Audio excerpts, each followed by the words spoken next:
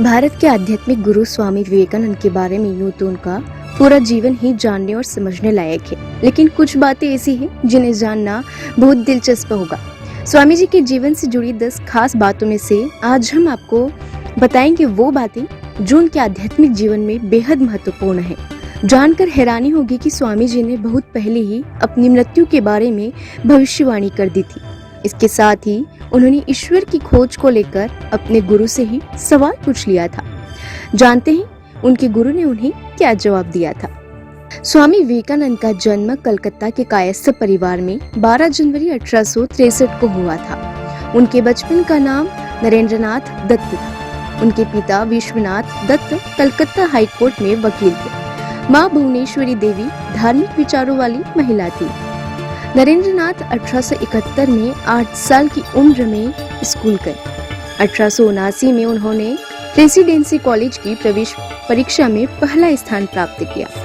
वे 25 साल की उम्र में ही घर छोड़कर सन्यासी बन गए थे। सन्यास लेने के बाद इनका नाम विवेकानंद पड़ा।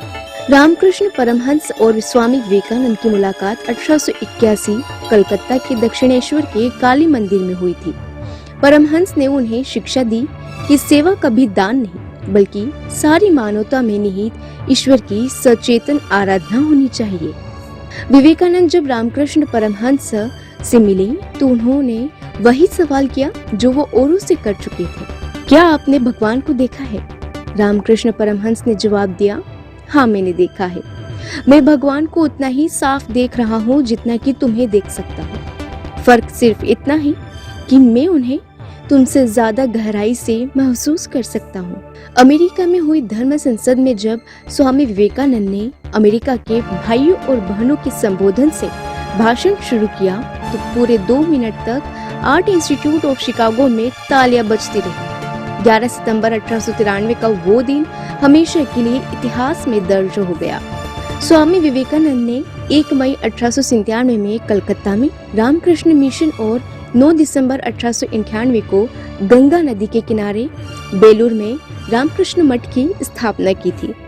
12 जनवरी को भारत में हर साल राष्ट्रीय युवा दिवस मनाया जाता है। इसकी शुरुआत 1985 से हुई थी। इसी दिन स्वामी विवेकानंद का जन्म हुआ था। स्वामी जी को दमा और शुगर की बीमारी थी। इसे लेकर उन्होंने कहा था, ये बीमारियां मुझे 40 साल की उम्र भी पार नहीं करने देगी। अपनी मृत्यु के बारे में उनकी यह भविष्यवाणी सच साबित हुई।